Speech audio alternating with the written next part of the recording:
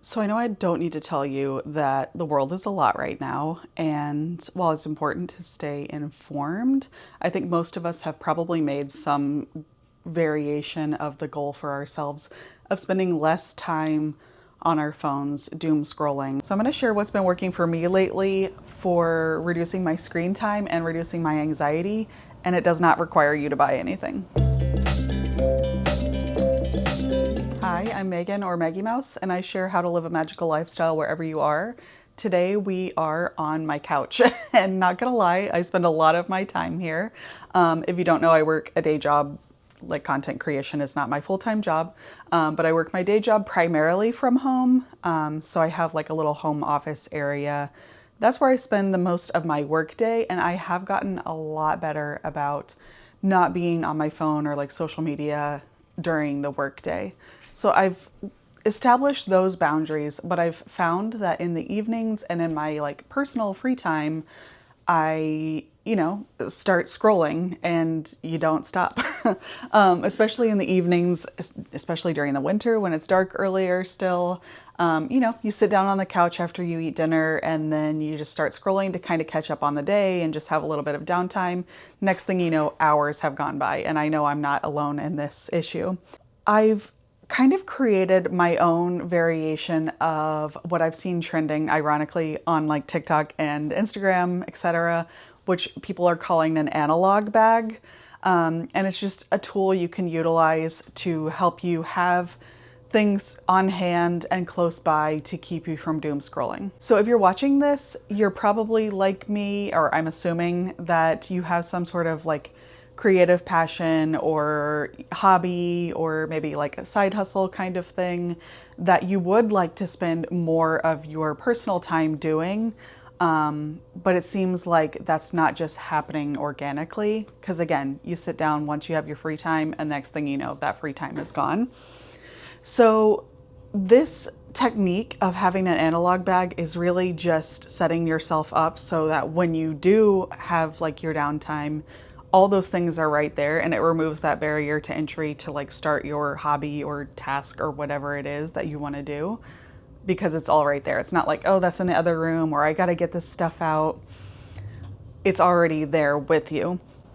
I'm going to show you what I have in my analog bag. I was looking at like what other people have in theirs. So the idea of an analog bag, again, it's like a tote bag or a basket. Don't buy anything new. This isn't like you have to go out and buy a bag to be an analog bag. I know we all have a million tote bags or baskets or what boxes, whatever. So it's a tote or basket filled with screen-free activities to unwind with instead of doom scrolling. Again, whatever it is in your life that you're always putting off, but that you do, you're always saying, oh, I'm going to make time to do this thing for myself, and you don't make time to do it. Use your analog bag for that. This is my analog bag. Again, this is a tote bag I've had probably 5 or 6 years. We all have a million tote bags, but this is a really good sized one. I don't want it to be too big because then I know things will just end up in here, and then that's not helpful either. So it's not like a storage solution. This is really just for like in progress projects, if that makes sense. That's how I'm thinking about it, at least. The thing I have been like very hyper focused on lately is also, you'll see me like picking dog hair off of this. I'm sorry, my dog sits on the couch with us, so inevitably there's going to be dog hair on everything that involves us and our couch. So sorry, not sorry. She's part of the family. My hyper focus lately has been cross stitch, and I had not done cross stitch since, I don't know, probably like 20 years or something. I think since I lived at home, and I've not lived at home for like 18 years. So my mom growing up did cross stitch, her and a couple of her friends, and since I hadn't done it in a while, I do have like a lot of like sewing supplies and stuff, but I didn't have like embroidery thread and cross stitch, etc. So you don't have to buy it on Amazon. I did buy this on Amazon, but it was just like a little starter kit for just one single cross stitch project. So that's like a really inexpensive, busy hands kind of thing. I will say one other thing. I am usually like sensory seeking. So even if me and Kyle are in here watching TV, my hands and my brain still want to be doing something else. So a lot of times what that used to end up being was I would just start scrolling on my phone. Even though I'm like actively watching a movie, I would still like one screen is not enough, I guess. So now it's nice because I can be watching, I'm gesturing this way because you're sitting right next to my TV, but now I can be watching TV or like hanging out with Kyle or whatever, and I can have that feeling of that I'm like still doing something. I don't know, tactile stuff is important to me. The other thing that's good about that, I'm not saying don't have a snack if you want a snack, but I think it also keeps me from like mindlessly snacking sometimes when I'm not really like wanting to snack necessarily, or I'm not hungry necessarily. I'm just like looking for something to do. So, been loving cross stitch. I actually am like kind of hyper focused on it right now, and I can't stop thinking about it. Another thing I have in here is a coloring book. So this is just like a very cutesy coloring book. Has little animals in like these cute little scenes. I colored some of it already, but it's very like easy. It's not like super technical or like fine or anything. I like easy coloring. And I've been coloring with markers, so I have this full of my markers. So again, this isn't something I have to like go in the other room to get. It just has all of my markers in here and my coloring book. Self-explanatory. Another kind of crafty thing I have in here is this is my like pencil case that I keep all of my like stickers and journaling things in. So I have a goal to journal every day. I don't always meet that goal, but I use it. It's not so much a plan, or it's not a planner at all because I don't ever do it before the day. If you've watched my motivation for the new year video, you'll kind of see how I do like my daily planning. So that I'll plug that and put that little link here if I can. But this is more so just like a kind of like a debrief at the end of the day. I can kind of just share like how I'm feeling, what I did, etc. It's just like a fun thing.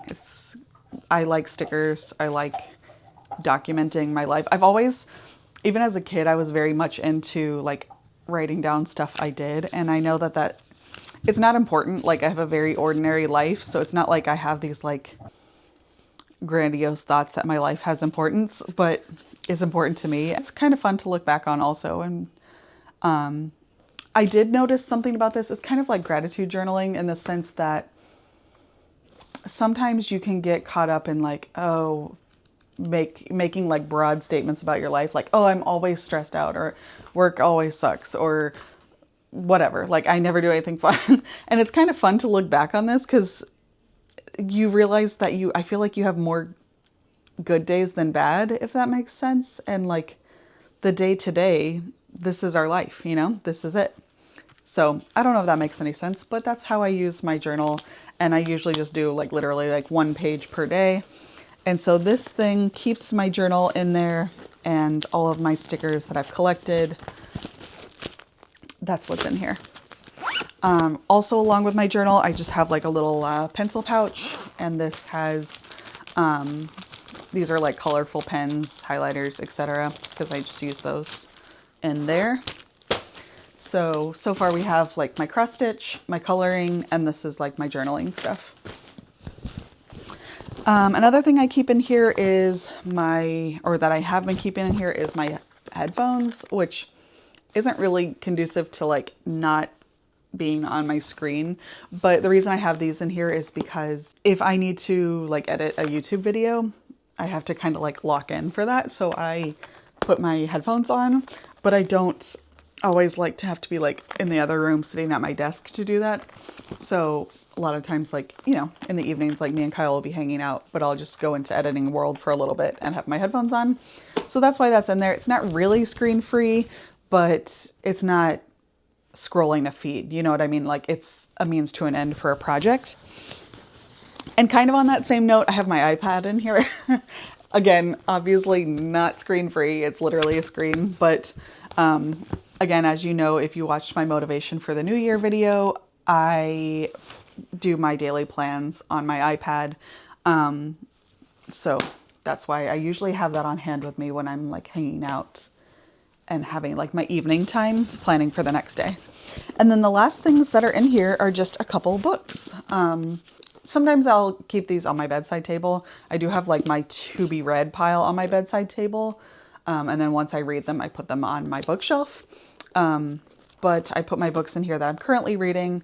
I'm trying this year, I didn't make like it an official goal, but I'm trying to kind of alternate reading fiction and nonfiction. I really like reading nonfiction, but I know that it's important for our brains and like empathy development and all of those things to read fiction as well. So this is actually the fiction book I'm reading right now, and it's called Main Street by Sinclair Lewis. I don't know anything about this author, but apparently he wrote it in the 50s, 20s? 1920. But it's kind of, I think it's satirical, and I'm going to be honest, I have never been great at like analyzing fiction very well. I'm very like literal when it comes to things, so sometimes it's hard for me to pick up on satirical themes. So as I'm reading it, I'm kind of like looking up things online, like people's notes on it, and like, I don't know, just to kind of give myself that color that like doesn't come to me naturally, so I can kind of understand it better. But it is really interesting. And I also haven't read anything that's like, I know 1920 would still be considered like modern literature, but to me that's old because I haven't read anything. I haven't read a novel that's not like from the past 20 years in I can't remember how long. So I feel like this is a good stretch for my brain, and I'm proud of myself for that. And then the next book I have lined up is, I did start this, but then I made myself stop because I want to finish this fiction book. Dick Van Dyke's book that came out recently, 100 Rules for Living to 100. And he did make it to 100 a few weeks ago, or actually a month ago, because I think he has the same birthday as Taylor Swift, December 13th. Obviously not the same year. Yeah, so I'm excited to read that.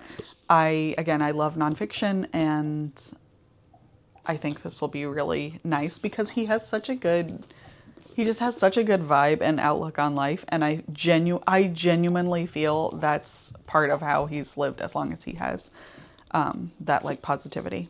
And yeah, the catchphrase here is, or byline, not byline, like secondary title, An Optimist's Guide to a Happy Life. So we'll see how that is. I don't consider myself an optimist, but I'm working on it. Work in progress.